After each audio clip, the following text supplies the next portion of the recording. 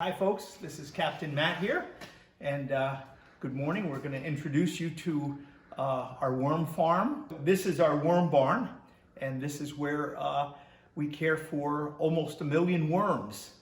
And I'd like to show you where we keep the worms, and then how we breed the worms, and then how we sift the worms, and then we're going to end and show you how we have the worms packaged ready for shipment to all the local nurseries in the area.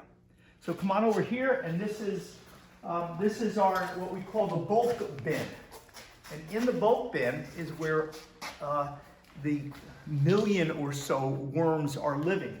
And we're going to open it up, and you might want to bring the camera a little closer here, and we'll just, as I open it up, you'll see all the worms that are on the top. And they are just loaded. I mean, look at this.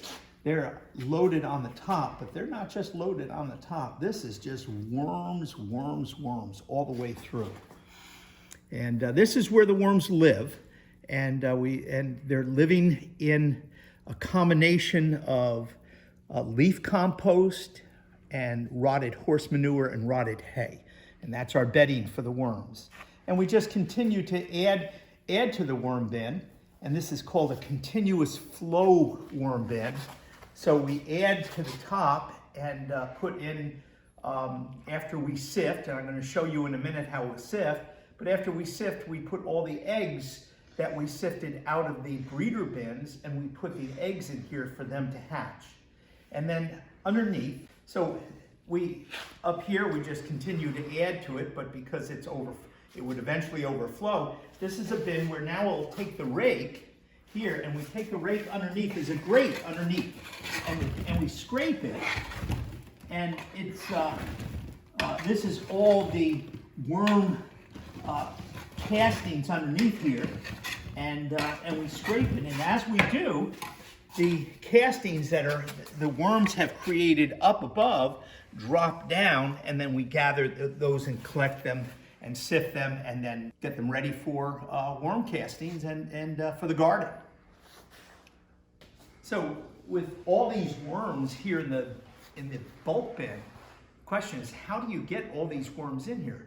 Well, we actually have breeder bins where we take worms and we put them in the optimal conditions for breeding, and that's what these are here. Right here, there are 80 bins. And in these 80 bins, there's 2.5 gallons of fresh bedding that we put in, and then we add 100 worms per gallon of bedding into the bin. So each bin now has 250 worms, and we leave them there for 2 to 3 weeks. And because there's so few worms in the bin, the worms start reproducing rapidly, because the worms actually feel as if their population, something's wrong, and they have to build the population. And so they'll breed and breed and breed. And so we just let them breed, and they have the bedding that they live in and the bedding that they eat, and they'll go through that bedding, and they drop worm castings. I mean, for 2.5, 3 weeks, they just drop worm castings. They're continuously eating and mating and dropping worm castings, but they're also dropping cocoons. And a cocoon is where the eggs are. The eggs are found in each cocoon. There could be as many as 3 to 6 eggs in a cocoon, and in every egg there could be 2 to 3 worms. And so the whole idea of putting them in the buckets is to get them to breed and to lay eggs. The problem is that the population gets so big in the breeder bin, in the bulk bin, that they stop breeding, because they say, hey, population's too high, we don't want any more. But when we put them over here, they keep breeding, and then when it comes time to sift, we take these, and I'm going to take you over to the sifter, and we're going to sift one and show you how we actually separate the worms from the bedding, and then how we rebuild the breeder bin again. All right. We then take the breeder bins and bring them over to the sifter. And the sifter has different screens. This here is a 1/16 of an inch screen. This is a 1/8 of an inch screen. And then this opening here is where the worms come through. And underneath there are chutes under here and here. And what we're doing is separating worm castings go through the 1/16 of an inch, and then the 1/8 of an inch the eggs go through. The eggs are too big, or the cocoons are too big to get through that hole. So it's a separation of castings and cocoons, and then the worms come in the end. So I'll just roll this guy underneath here, and that's one one. That's for the castings. This is for that was for the eggs. And now we'll just go ahead and grab a worm bin. This is what I'm doing anyway today. And so what I'll do is I'll take this worm bin and I'll dump it over. As you can see, you've got a bunch of worms all through the soil. It's a nice, rich, dark soil composed of compost and horse manure. And then what we do is we get our little board. Okay. So then the shifter, turn the shifter on.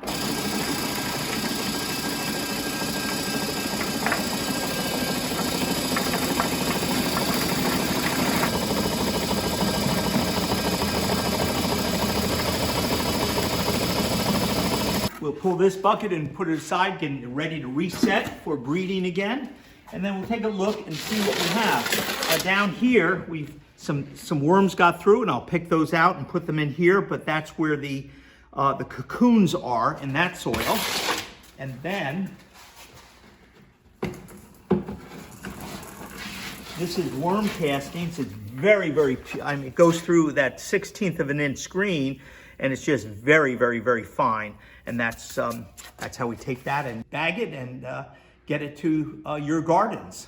Then we gather all the worm castings together and put them in big 1-ton bags. And then once we fill a 1-ton bag, then we start to bag and get them ready for shipping them out to nurseries and to farmers markets, so that you can get the worm castings for your garden, the best fertilizer on the planet. We also take the worm castings and we brew it into a household plant food for your house plants. And what we do is we take the castings, mix it with water, we oxygenate it for 2 days, and we feed it.